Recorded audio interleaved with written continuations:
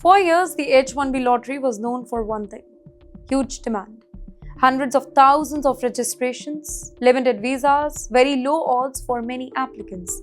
But according to a new report, the number of H-1B cap registrations have fallen sharply by about 25%.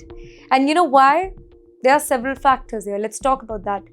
Stricter anti-fraud measures, higher registration costs, legal uncertainty, and now the proposed six-figure petition fee.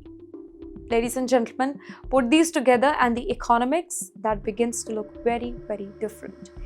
Imagine a company that wants to hire 10 international graduates. Under the traditional model, it may enter 10 candidates into the lottery.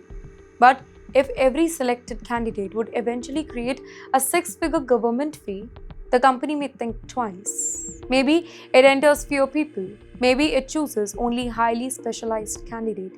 Maybe it hires somebody who already has work authorization. Or maybe simply decides that we will hire this talent outside the United States. Yes, that's a possibility now. And you know that possibility, it is particularly important for Indian professionals here.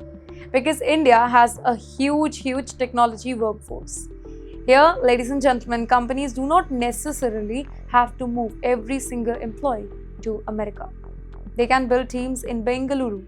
They can build their teams in Hyderabad, Pune, Chennai, Gurugram, and other technology cities as well. So the H-1B debate, it is not happening in isolation at all. It is part of a much larger corporate calculation. Where should this job exist? Well, that's the question now. And when companies can move the job instead of moving the worker, immigration policy begins affecting global employment geography altogether. Well, the report also discusses the legal history surrounding the earlier $100,000 H-1B fee effort and the subsequent federal court challenge further. But here the key point for the viewer. Very simple.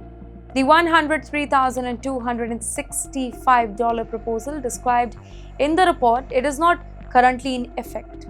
It is part of a rule-making process. And that distinction, that's important because headlines can make a proposal sound like a law. They are not the same thing, not at all. And yes, that brings us to another development that could affect people who are already inside America. Because once you are in the US, well, there is another document that, by the way, quietly controls your stay. Your I-94. And if the H-1B lottery determines who gets in, the I-94 determines something just as important. How long are you legally to stay in the United States?